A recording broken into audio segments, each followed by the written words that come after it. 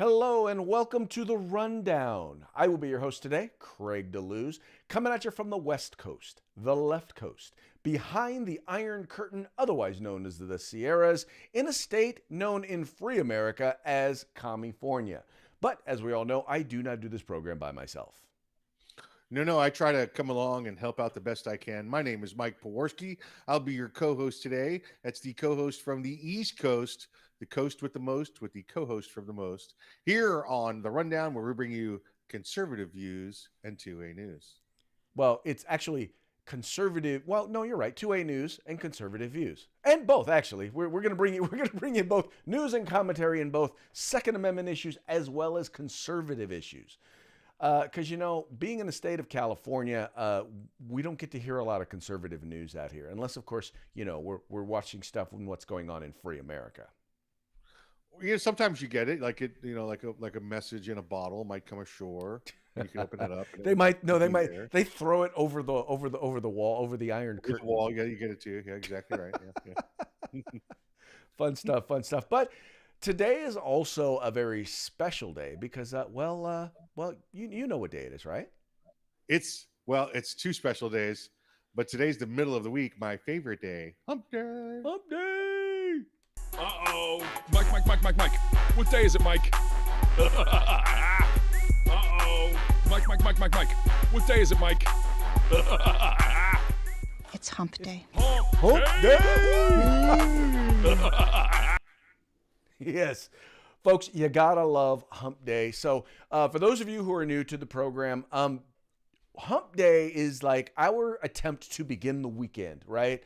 So normally we know that for most people, for many people, the weekend doesn't start until Friday. But for us, we start to at least attempt to begin the weekend, on Wednesday afternoon/evening. Why not? I mean, listen, if everybody's trying to get up the weekend earlier and the whole goal in life is to retire earlier and enjoy yourself, why can't we start our weeks at noon on Wednesday, or at least try to start our weekends noon on Wednesday? We can try. You know what? And often, admittedly and sadly, often we fail. But every once in a while, we are successful in our endeavors. I think the reason we probably fail at starting our weekends at noon on Wednesday is because we don't go to work until Wednesday at 8 a.m. Yeah, I think that's a you thing. That's not a me thing. If we worked Monday or Tuesday, I think we'd have a better shot at getting out of here on Wednesday. That's what it is. I think being in Florida, I think you're already kind of have a retired mentality. Maybe that's what it is. Oh, definitely today. Yeah, because yesterday we missed it yesterday, but yesterday was a National Margarita Day. So we missed National Margarita Day. Yeah. I am so hurt. I'm so disappointed in us. We've got to do better, Mike. We've got to do better. Well, the problem was all the margaritas. I forgot that it was Margarita Day. So, there you go. Oh, from all the margaritas, there you go. Hey, Mike, we also have something else that's very special. We are now up on OpsLens. Are you familiar with OpsLens? What is that like? Is that like what is that? What is that like? What is that? All right, so it's a broadcasting platform that's available on Roku. It's available on Apple TV. You can download the app at both the Android as well as the Apple App Store. And we're broadcasting right alongside a number of phenomenal other program shows. The Daily Bullet is broadcast there. Armed American Radio, our good friend Mr. Mark Walters broadcasts his program from there as well. In fact, we're part of the daily contingent of programs there, so it's a fun place to be. It's like a dating website. It's not a dating website. No, it's not. Okay. But it is a way to connect other folks with the stuff that we're doing here at the Rundown. And for those of you who do not know, we've been doing this shtick for years now. Formerly when I was with the Firearms Policy Coalition, and him currently with Arms Room Radio. We've been traveling across the country doing various different shows and whatnot. Whenever we're traveling, it's like he would guest host my show, I would guest host his show, and so we decided, hey, why don't we just do a show together? And we did, and this is it. Yep. This is we're in our second season. This is our 36th episode of season 2. We're on Monday through Friday. So we're on every day of the week, and we come on the same time every day. So check us out. If you want to check us out and learn a little bit more about us, go to therundown.us. That's therundown.us. That'll take you to our website. Please make sure to like, share, and subscribe to us on YouTube. Well, actually, let me clarify. We're not on YouTube. We got COVID. banned. COVID. That's right. We got banned because of what was it called? Medical misinformation. Our COVID commentary. Yep. Right. Yep, Because exactly right. Mike joked that COVID is fake. I didn't say COVID was fake. I said COVID with a K was fake.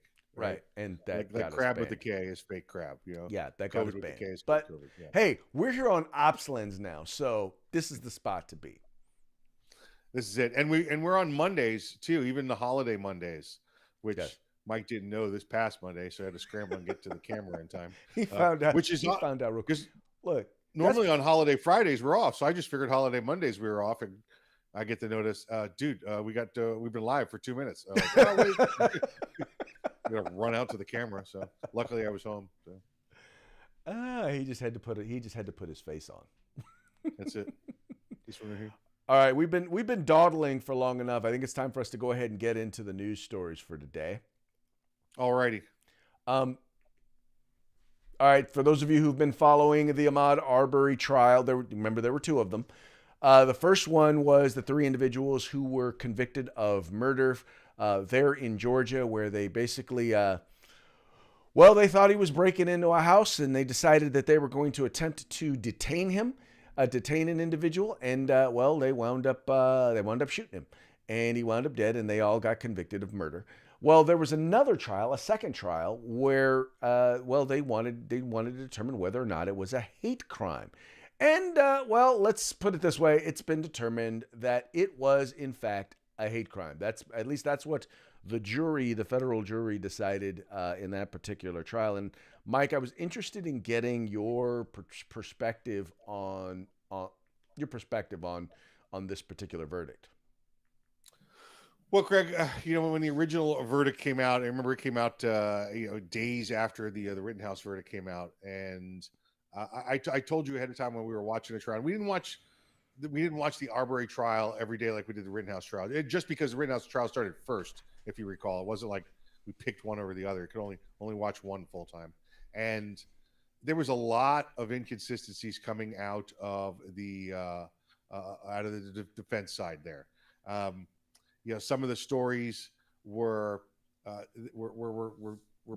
straightforward, factual. Then the attorneys would get involved, the defense attorney, and it would get confusing. And it's not supposed to be that way. I really had an issue with how the defense attorneys were handling the defense's case. They didn't give a lot of the self-defense statistics. They didn't give a lot of the police directions that they were given.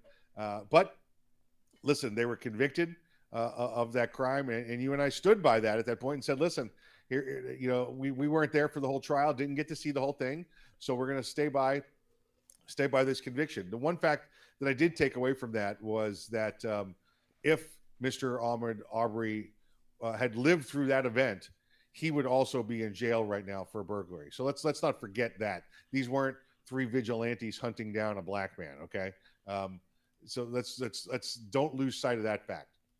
Now, with this new case coming out with the federal civil rights hate crime violation, now I think this is such a sham that I'm more concerned about the first trial being a legitimate trial, whether or not that appeal will go or not. The reason being, Craig, is this whole incident started when the police came to these citizens, and there was many others in the neighborhood, and said, "Here's the picture of the man we want. His name is so and so, and here's the picture of the man we want." And it was Ahmaud Arbery. These guys in the neighborhood didn't make up, let's go find a black guy and get in a fight with them. Let's go look for a black guy. The police said, this is the guy we want. And then that guy came back through the neighborhood, and they went and got him. They didn't go get him because he was black. They got him because the police said, this man's wanted for breaking into houses. Right. Well, I don't know how that makes it a hate crime. Well, exactly. Here's the thing. And so I don't know. Well, let's put it this way. I think I have a certain level of confidence, or a greater level of confidence, in the original trial when they got convicted of murder. Only because, okay, so you had to basically convince 12 people, an entire jury, of all of the facts necessary for him to be guilty of murder. The thing that concerns me about this particular thing is that they're trying to tie things together. They're trying to say, okay, these guys, they did this, they killed him. Okay, we've already verified that they killed him.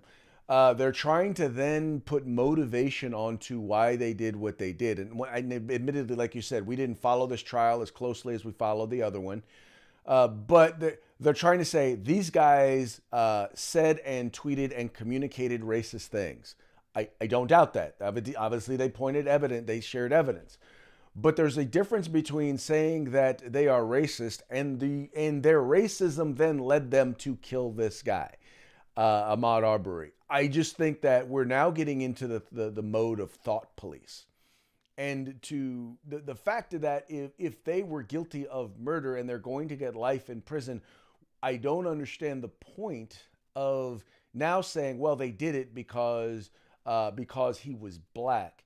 I mean, if you're going to prove that, it's got to be pretty darn obvious, right? And I'm having a hard time reconciling just how you make that direct link, unless you have evidence that shows that as they're chasing him down, they're like, we're going to get that N-word, and hey, N-word, stop, and we're going to shoot you N-word. I mean, barring that sort of evidence, I don't see exactly how you prove that it was in fact motivated by race or hate.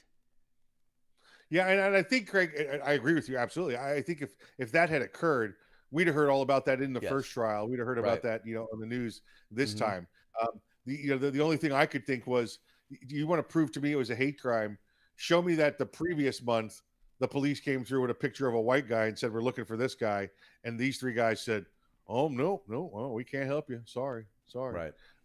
Show me the ambivalence towards one and not the other. So that's what I'd like to see, but it didn't happen. And just like you said, if they had been running down a word, using racial epithets, then we would know that. Right. Or if they flat out just ignored, like you said, they came in with an image of a white guy and they still chased down a black guy. Yes. Yeah, right. I don't know that would necessarily be evidence, but it would be more exculpatory than what we've seen so far. Yes. Yeah, absolutely right. Anyway, I've always been concerned about hate crimes because with the issue of hate crimes, because it's literally getting into the idea of the thought police. And if there's one thing that we should be allowed to do, is to think whatever it is we want to think. Now the question is, does that thought then motivate us in terms of our actions? And I think there ought to be serious evidence. There's a reason why. Now I will say this: there's a reason why almost none of these cases wind up actually ever going to trial, let alone actually ending up in convictions. Usually that means that there has got to be an overwhelming amount of evidence.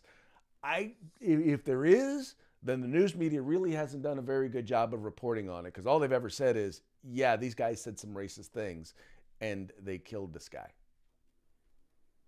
Yeah. So I don't know that that's enough. At least I don't know that it's enough for me. But then again, I didn't sit through the trial. I didn't get to see all the evidence. Evidently, somebody thought it was enough for them.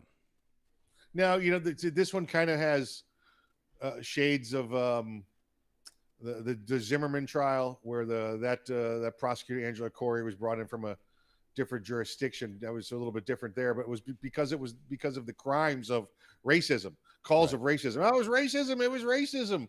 So they found a way to charge them. They found a way to charge George, and of course, then we know he ends up being acquitted there. But it seems like the same thing here. Like there's an overzealot, a reverse racist here somewhere in this process. Quite possibly, sir. All I know is we ought to be very, very careful, and it's a reason why you ought to be very careful about. I always say, same thing with being married. Be careful of what you say, because it will be held against you. Yes. Yes, supermodels. Yes, it most definitely will. All right.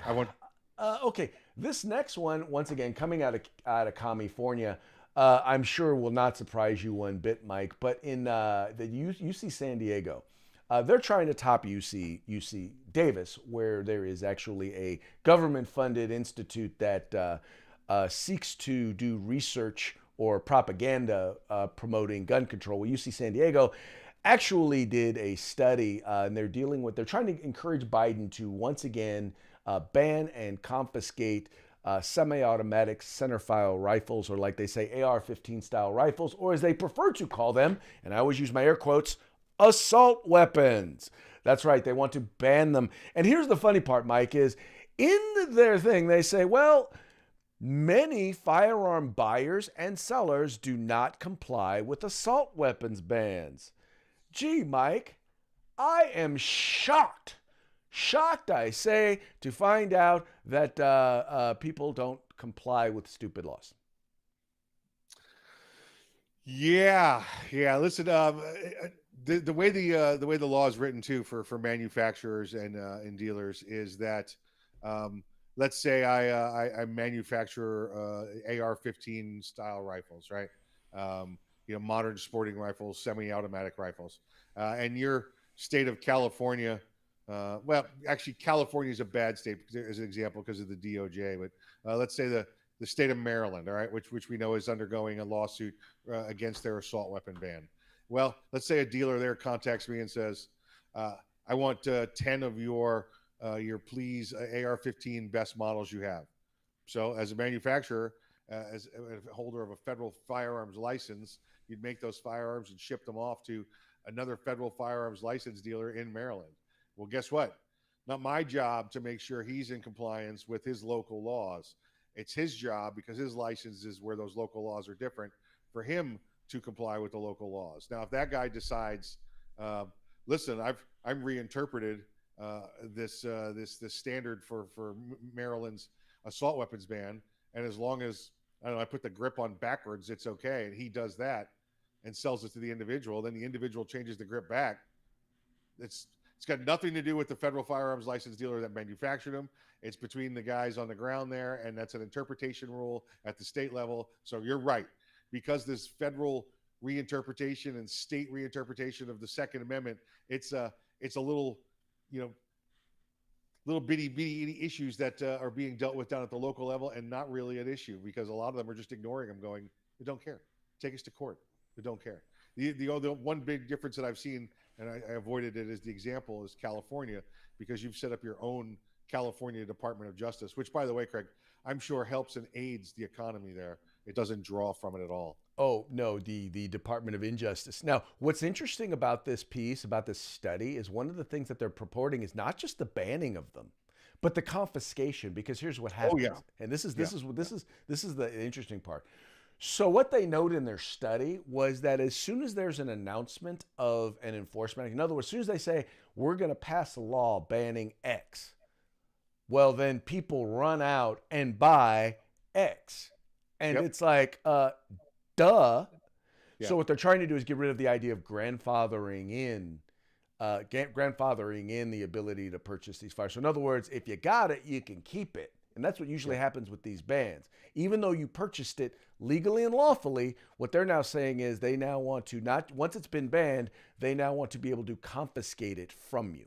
And they noted that sales generally increase on those items 560%. And I would probably say that number is low. Oh, yeah.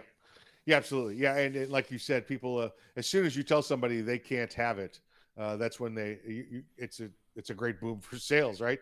Right. And then they put it away. And you're right. That word keeps popping up in there, right? Confiscation. And when you get these assault weapons, the first thing they ask them for is please register them. It's for the children, right? Then they register them. Guess what happens after the registration? Right. Only way to solve the problem is confiscation, right? So those of you conservatives out there who are watching this, who are Second Amendment butts, by the way, you want to explain to them real quick what a Second Amendment butt is? Oh, I support the Second Amendment, but not for assault weapons, which to me sounds like right.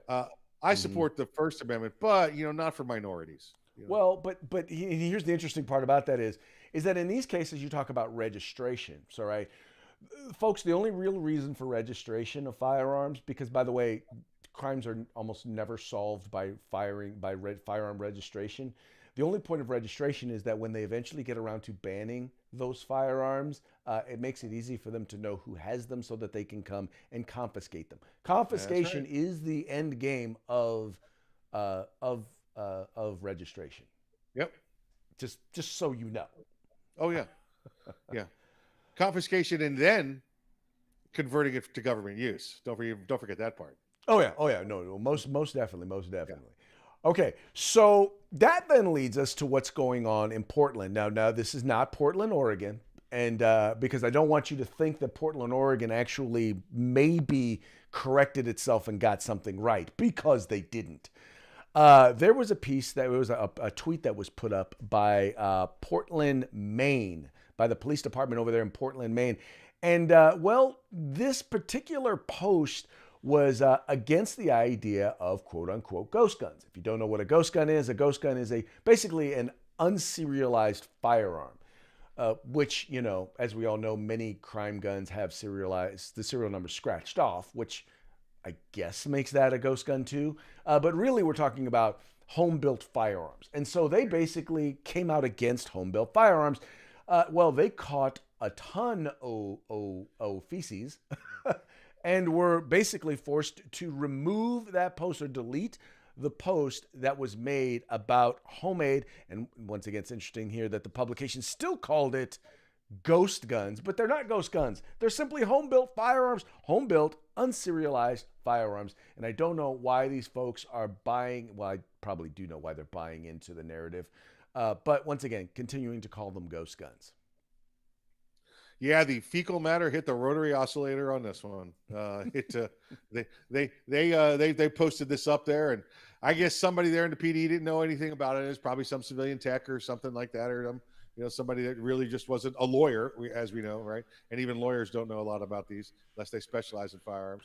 But yeah, they called it a ghost gun, and everybody responded with, "You do know homemade firearms are legal in this city, in this county, in this state, right? What's your point? Are you trying to imply that you don't know the law? Are you trying to imply that you're going to arrest people for not violating the law?" Yeah, and they ended up taking it down pretty quick there. I don't know if anybody's ever been to Maine. You slide up north of Massachusetts along the border there, and maybe into the Portland area, and you might get a little bit of that liberal taste and feel, just a little bit. But the moment you head north of there, Maine is about as conservative, about as libertarian as you can get. It's I got my guns and leave me alone. Open carry's widely accepted there. Firearms are just a daily part of life as you leave the city, because when you get up in the rest of Maine, it's God's country, and they are all about conserving their rights and you leaving them alone. Well, the one other thing that I wanted to make sure to bring up is, please don't make the mistake that many anti-gun lawmakers make, and that is that every law enforcement officer is a firearms expert. They are not. In fact, most officers, the only time they draw their firearm is when they do when they're supposed to go in and do their certification. And I get it. Everybody can't know everything about everything, but let's not assume that, in particular, the policymakers, the bureaucrats in some of these departments are quote unquote firearms experts or even pro-gun. Yeah, absolutely right. Listen, they do a thankless job right there. The thin blue line between chaos and order, but they don't know everything. They know management. Chaos control is what they know. You want to get down to individual statutes and stuff like that. I'd appreciate if they continued to study and got their annual trainings. That'd be wonderful. But you know what? Their job is out there to keep order and maintain safety. Yeah. I'm not throwing them under the bus for not knowing it. But once the issue becomes a high topic, you should probably study up on it. Just saying. Yep. But at least I will give them credit for going back and getting this one right. Yes. Got to give credit where credit's due. Yes, they did. Yeah. All right. Now, let's also give credit where credit is due when it comes to the implementation of stupid stuff. Now, Mike, I had absolutely no idea that bike helmet laws were actually racist. But I got to tell you, man, there's a story that's taken place there in, Portland, This is the other Portland, dealing with the idea Seattle. of bike helmets. Here, oh, see, I'm sorry. You are. I stand corrected. You are right. It is Seattle. It's the Pacific Northwest. There you go. Same thing. Right. Same thing. So let's check this out. I want you guys to check out this story, and I'm not going to play the entire thing, but Tucker Carlson had this guy Jason Rantz on about this particular this particular bill yesterday. Check it out real quick. But then if you live in this country, maybe you don't mock so much, because Seattle, which is a city in our country, has just ended a law that required people to wear helmets while riding bikes. Now that's good. There shouldn't be a law about that. Do it if you want. It's the reason they ended that law that Jason Rantz will explain to us tonight. Jason is our man in the Pacific Northwest. He's got the story for us. Hey, Jason. Hey, welcome to another edition of Everything is Racist. This time it's bicycle helmet laws that are racist because black bicyclists were given tickets at a disproportionate rate than white bicyclists. Now, this claim is originally based on a non-peer-reviewed report by a woke PhD student over at the University of Washington. This was an attempt to tie bicycle infractions to instances of racist policing. So across the city of Seattle and King County as a whole, it's a $30 ticket if you're not wearing a helmet while riding your bike. But after the first couple of years, pretty much wasn't enforced. And yet the King County Board of Health decided to look into the ticket distribution as part of their commitment to what they define as equity, because they were inspired by the BLM movement. So this report says black bicyclists are ticketed nearly 4 times more than white bicyclists for not wearing a helmet. But the data represents under 300 total tickets to black cyclists given out over 13 years.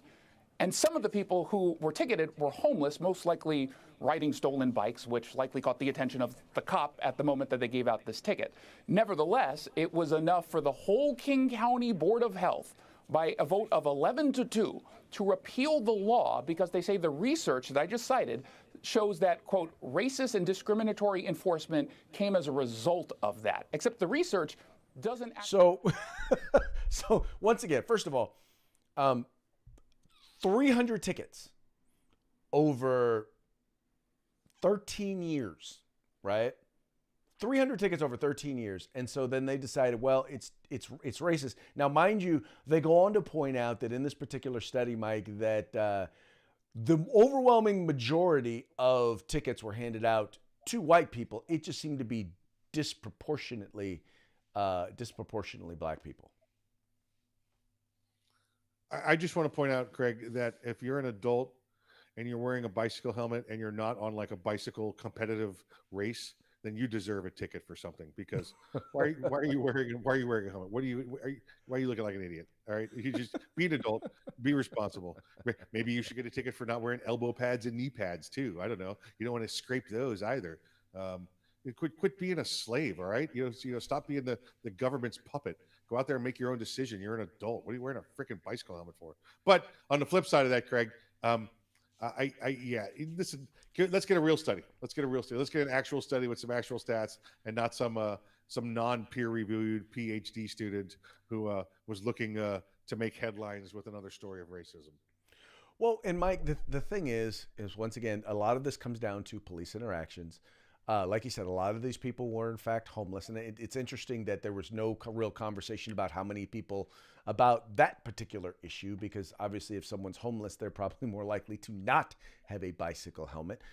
There's probably no crossover in this study talking about, were the bikes stolen? What were the other? I mean, none of that was probably included in the particular study.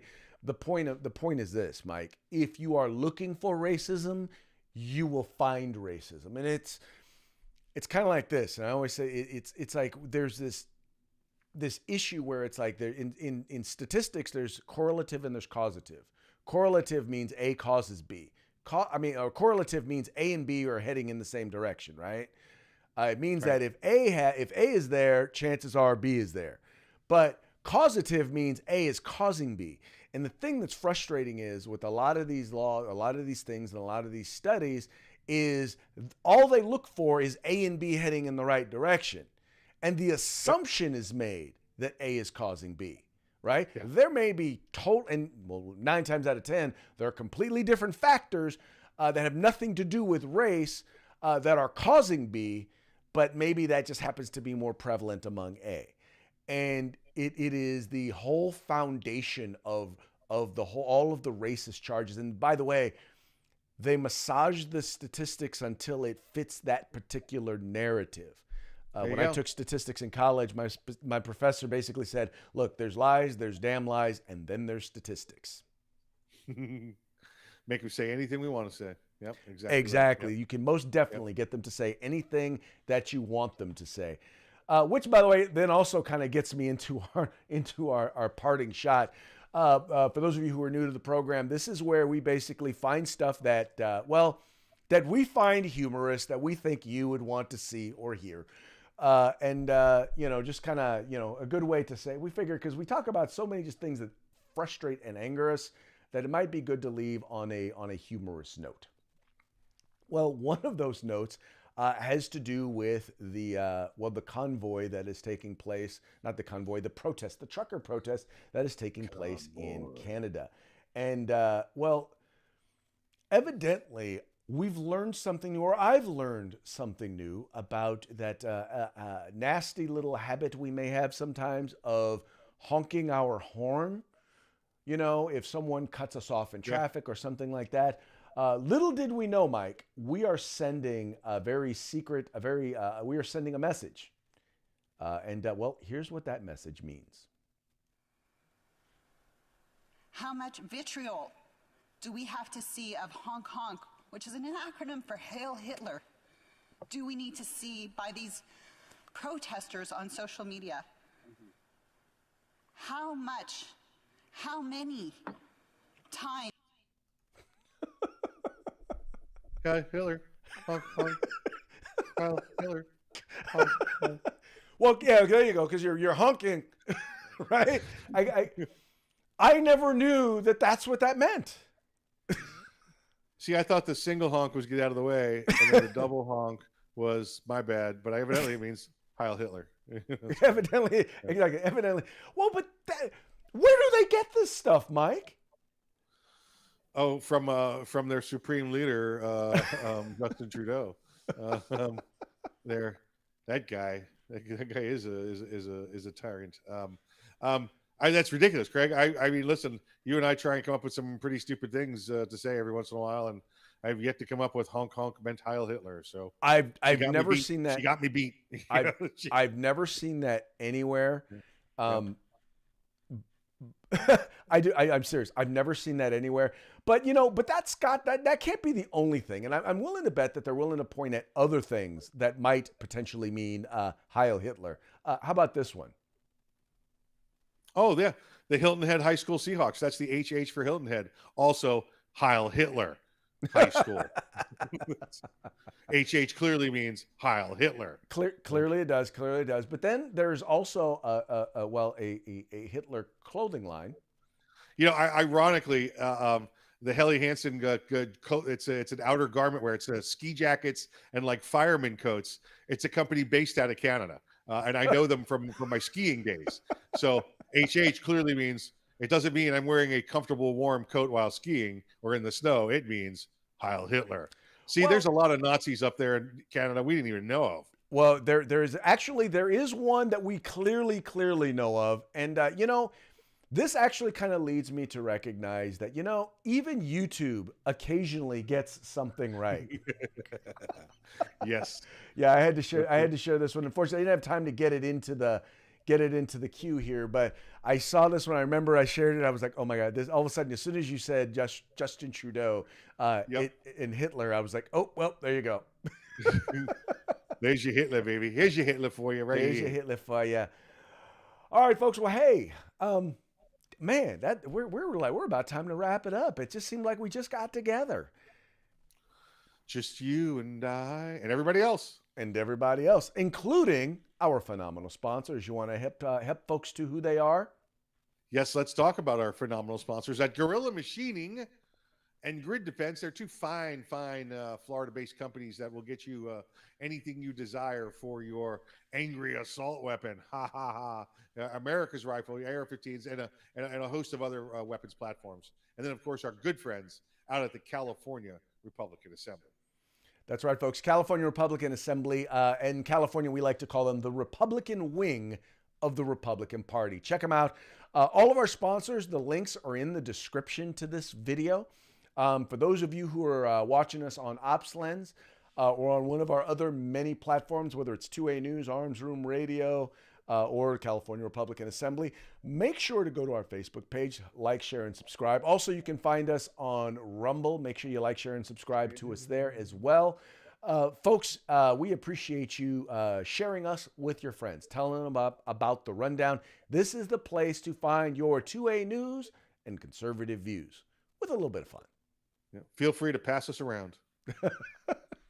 And with that, we are out. We will see you tomorrow on Thirsty Thursday.